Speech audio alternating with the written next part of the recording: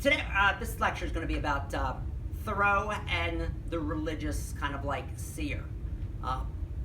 Oftentimes we criticize, as I said in the first lecture, Thoreau for not making enough of himself. You're a Harvard graduate, and yet what do? You tend Emerson's garden, you're a surveyor, you make pencils, your dad has a pencil factory, which may have caused part of his early death. And so it's like, really, imagine if you graduated from college, especially from Harvard, and you're just kind of like a gardener, and you go huckleberrying, and you're inspecting snowstorms and talking to people, the Irish laborers who are escaping Ireland because of the potato famine, to build the railroads, and this is what you do. And then you get some stuff published, but you self-publish, and 700 of your books are upstairs. You're not a success, all right? But think about the life Thoreau was living deliberately. The idea that I don't need things. I don't need a lot of stuff that people think they need to be happy. Right?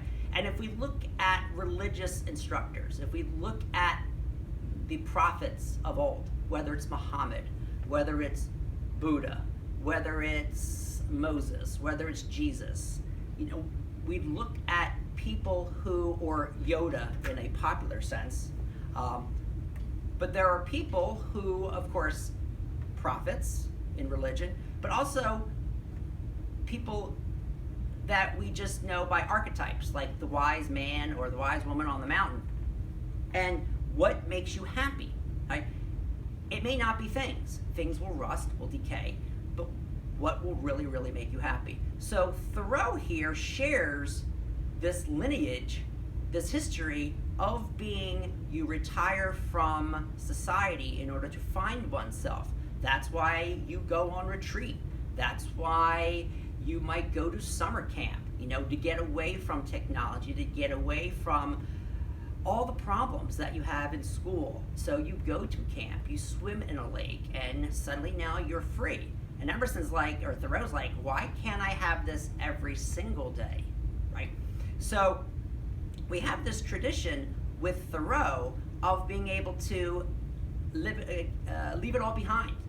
What can I do to be totally self-reliant, hoe my beans, and be a vegetarian, and live a deliberate life?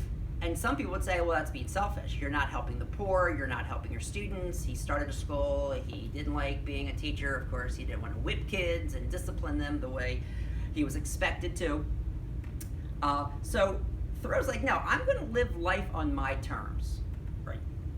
Of course, we can criticize like Lowell did, saying, okay, Thoreau, you're squatting on someone else's land, you're borrowing someone else's axe, you're borrowing someone's, this and that. It's pretty easy. And you don't have children, you don't have a wife, and whose wife is going to live in a cabin like this? Well, the thing is, he didn't really want that.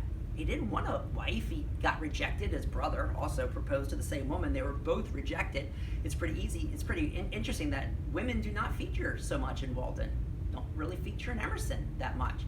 Now, Louisa May Alcott, who lives right down the road from Emerson, her father, Branson Alcott, was a really close chum of Thoreau, and of course he's mentioned much more. This poet is mentioned much more in Walden than Emerson himself. Emerson gets kind of like one mention, not even by name, and Thoreau really doesn't mention too many people by name. The only people he mentions by name are the people like the Baker Farm or the Flints, and things like he really didn't like too much or too well, so he throws them under the bus. But getting to this idea that we criticize someone for making decisions that he or she may make, but that's his decision. That's her decision not to have children. And do we criticize Jesus for not raising a family? Do we criticize like different other religious instructors, or Yoda? Yoda wasn't married. I think Jedi had to take a vow of celibacy.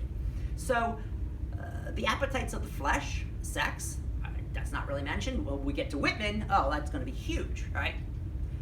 But we need to understand Thoreau in the context of a religious teacher who's teaching us, you go to CCD, you go to your BBYO, you go to your United Methodist, not to learn how to make money. not how to find a major. It's, okay, how can I find myself? And tapping into the consciousness of Thoreau helped me tap into my consciousness to understand, well, what does Walter Bowne think about this? I could listen to the news, I can listen to Rachel Maddow or Hannity tell me what to think, but no, just turn that off. Turn that off, go outside, experience the world, come back and think about it, write about it, and don't parrot what other people tell you, right?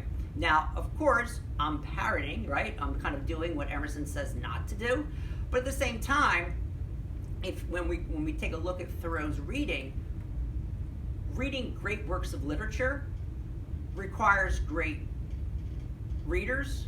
Great writers require great readers. So it's not like I take this as like the Bible, and this is like, it's, you know, the letter, you know, the letter kills the spirit kind of thing. So once the word is on the paper, the word kills, and if you think about it, it does. I mean, I'm quoting loosely there from some scripture. I forget who said that, Paul or Matthew, I'm not sure.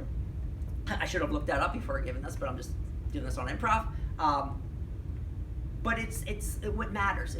What truly matters in life. Not what kind of car you drive, not how big your house is, not your mortgage payment, not where you went to school, but who you are as a person, right? Which I think is truly. And then Yoda, of course, teaches Skywalker how is it to be a man? How is it that you can take your powers and use them for good?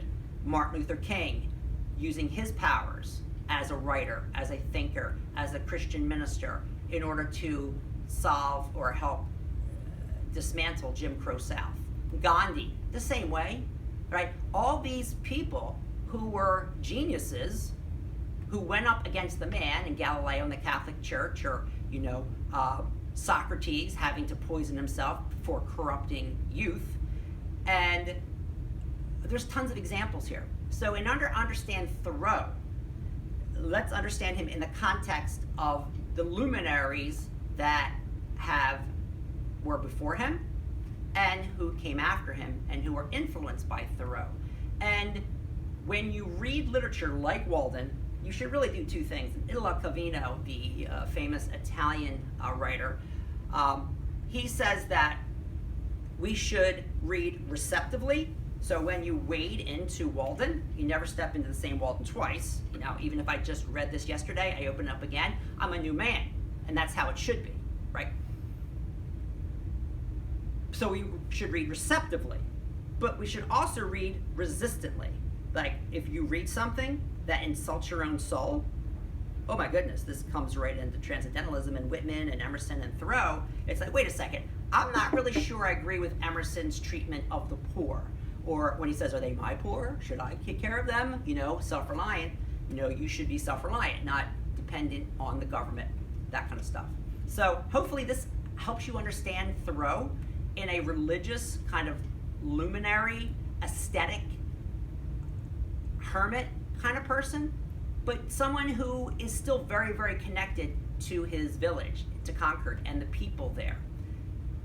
And because you go away, but you come back. You come back to make social change, like Martin Luther King, like Gandhi, like Jesus, like Moses, and in a way, in a very small way, in his own time, Thoreau, but beyond his lifetime. I mean, think about how influential Walden is. And I've been there enough times to see the tour buses come through, and oh God, it's very, very crowded. The irony is crazy. That's another lecture. Take care. Hopefully you'll stay for my third lecture. When we get into, we actually wade into economy in his first very, very long chapter, and it's worth reading the whole thing, not just a paragraph or two that they show you in those awful textbooks that they pick and choose what you should read. You should pick and choose what you read, not text makers pick and choose what you read. You choose what you read. Thank you so much.